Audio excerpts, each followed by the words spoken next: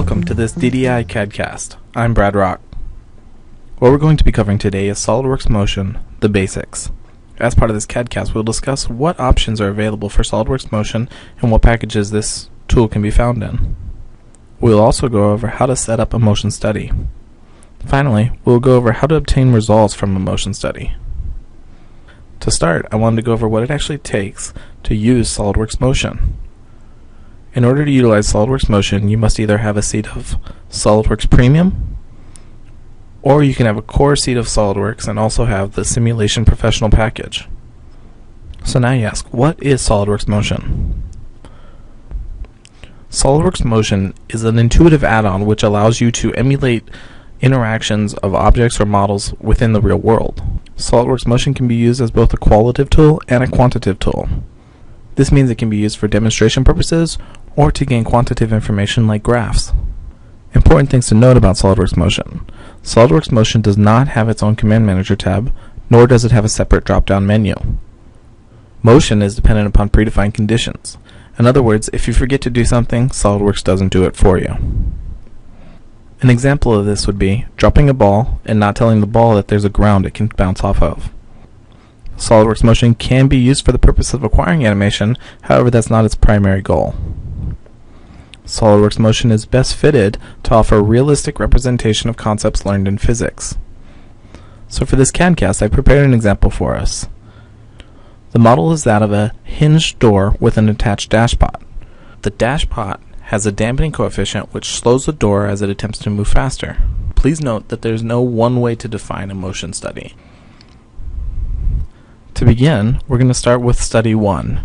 In Study 1, we're going to set our dashpot to work to both close the door and to stop the door from closing too quickly. Also, please note that the door will pass through the frame upon completion of the study. To utilize SolidWorks Motion, I'm going to begin by first defining my linear spring, which will work to both close the door and prevent the door from closing too quickly. Notice that while defining my spring, I'm actually using the inside face of the dashpot. With the spring that I'm defining, I'm actually also setting a dampening constant, which prevents the spring from pushing the door closed too quickly.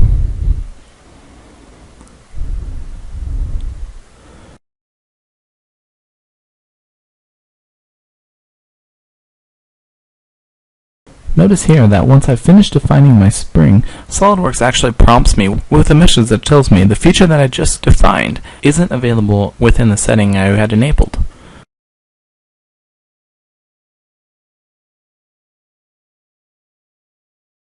So what I do is actually turn on motion analysis. Once I'm in motion analysis, to continue with the study, I would simply click on the Calculate button, which would then perform the number crunching for us. During calculation of the analysis, SolidWorks actually moves very quickly, so that the preview you're getting is not in real time. Let's watch it again in slower motion, which would actually be what we'd expect to see in real life. The door is passing through the frame, and you'll see that there's interference between the dashpot, which is mounted above the door, and the frame itself. To eliminate that interference, I'm going to recreate the study, and I'll call it Study 2. In Study 2, we'll actually add an additional mate, which will prevent the door from passing through the frame. The mate we'll be utilizing would be the angle limit mate. This mate will allow the door to open all the way and close just to the frame.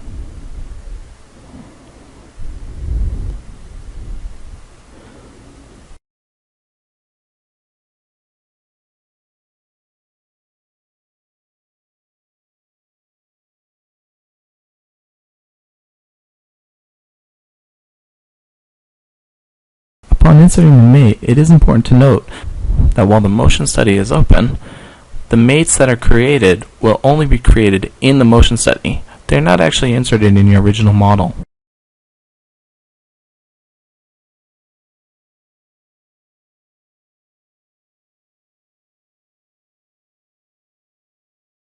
So now that I've added my mate, let's go ahead and calculate it again and see if we get better results this time.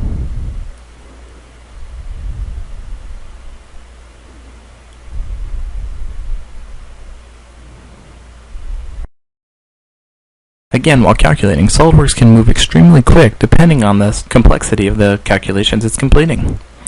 So let's watch it again in real time. We're getting better motion for the door, but not quite what we'd expect to see in reality. Let's create another study. We'll call this one Study 3. In Study 3, I'm going to adjust the dampening coefficient and the spring constants within the study to create a more realistic appearance of the door closing due to the pressure from the dashpot.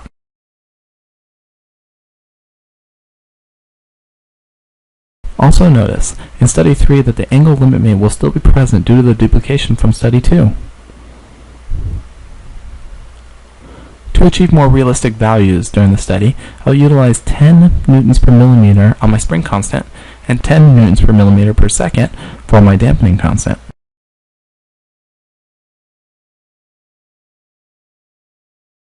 Upon redefining the dashpot, I'm going to recalculate my study to reacquire my results. Already it's looking better. Let's play it again in real time.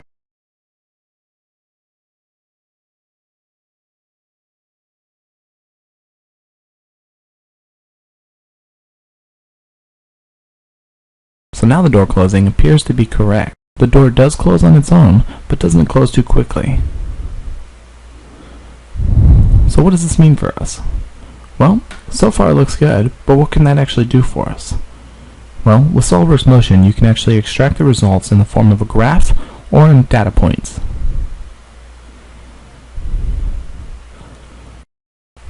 To obtain these results, you simply click on the Study Plots icon,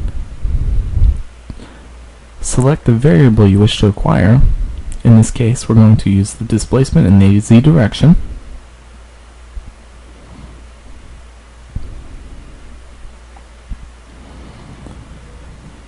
And as we're using displacement, we need to know from one point to another. So you see me define 2 points. You see the displacement of one point to another. So here we will actually define both points.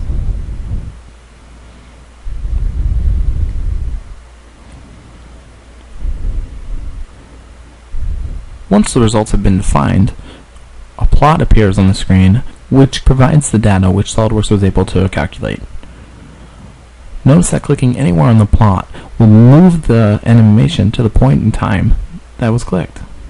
To reiterate, I'll now gather the data for that of the velocity of the door closing due to the same point. Again, this will be in the Z direction, that of which the door is closing.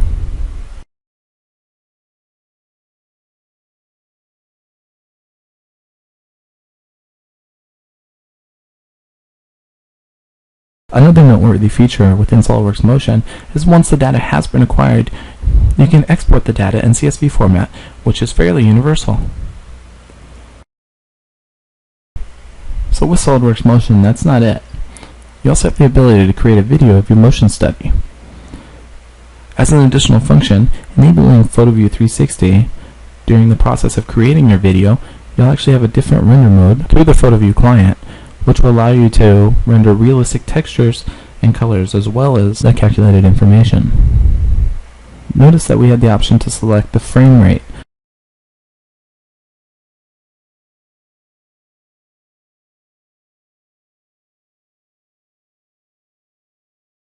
It actually calculates 80 different frames in which it will then compile the 80 different frames in order to achieve the animation.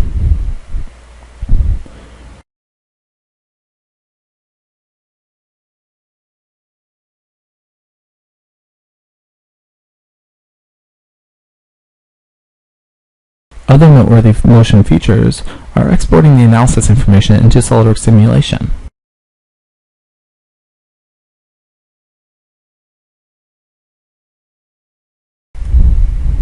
SolidWorks Motion does not work for surface bodies.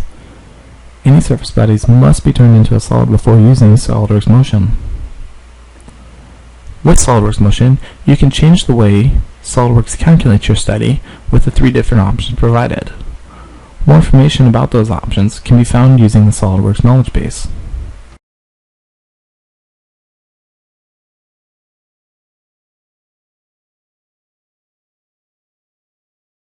Other features within SolidWorks Motion include event-based motion. Unfortunately, event-based motion is fairly in-depth and is not covered in this CADcast. SolidWorks Motion is not limited to your 3D models. You can also utilize it on your sketches or your blocks and built layouts. Also, motion studies can be calculated for various configurations of your 3D models.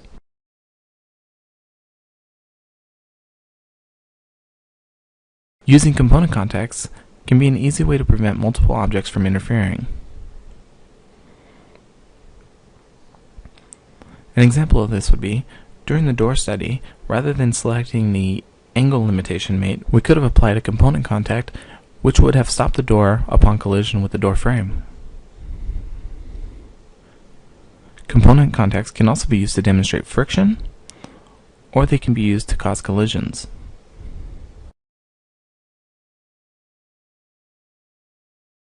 SolidWorks Motion does utilize mates. It is important to keep in mind that you should not create multiple mates for the same degrees of freedom. Multiple mates which constrain the same degrees of freedom effectively overdefine your assembly, and you may see artifact in your motion studies. Path mates are respected within your motion studies. You also have the ability to rename your studies. Rather than Study 1, Study 2, or Study 3, you can right-click on it and give it a detailed name. To review what we'd previously covered in this CADcast, I've prepared another model. This model already has its motion study predefined. Notice that the forces acting on the model are designated as Force 1, which is a force acting in the positive y direction to lift the garage door. Gravity is a force which acts in the negative y direction, denoted by the arrow in the lower right hand corner. The garage door is a sub-assembly which actually has a number of panels already built in. The panels have been mated to a track utilizing the path mate option.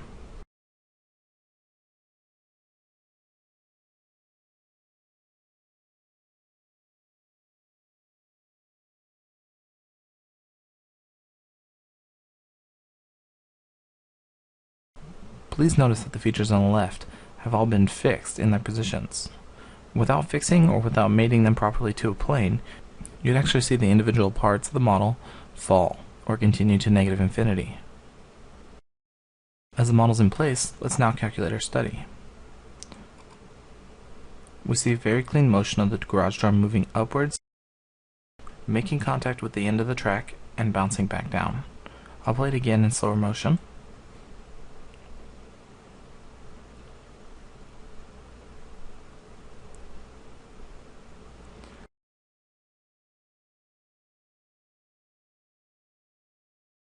It appears that as the door opens further, it begins to move faster. We can verify this again by adding a plot.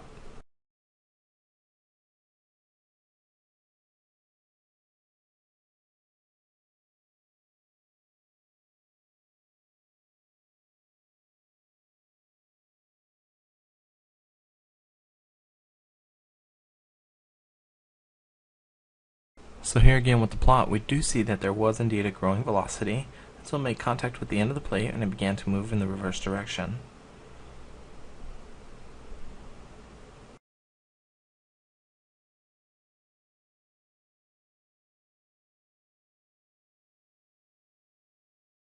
The orange bar within the motion manager next to the force 1 designates that the force is present throughout the entire motion analysis.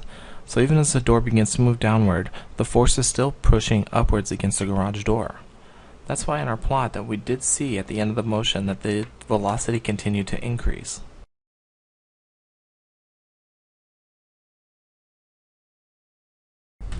And finally, for gathering our data, the CSV output appears in two columns, time versus velocity, to recreate plot 1. Outputting this model to an AVI or to a video format yields the current video. The jitter of the garage door can be eliminated by increasing the frame rate during rendering. The first video here is the traditional SolidWorks AVI output. The second video here is that using the PhotoView 360. Notice the difference in texture and colors. And now to conclude the CAD-cast. For final thoughts, rendering motion analysis results is extremely time-consuming.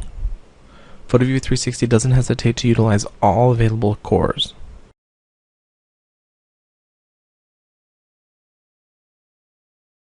And finally, motion analysis is a tool which we should use to emulate the interactions with that of the real environment. Motion analysis is a great tool for emulating the interactions of our 3D models in real environments. To achieve more accurate results, make sure to include all restraints which your model could encounter.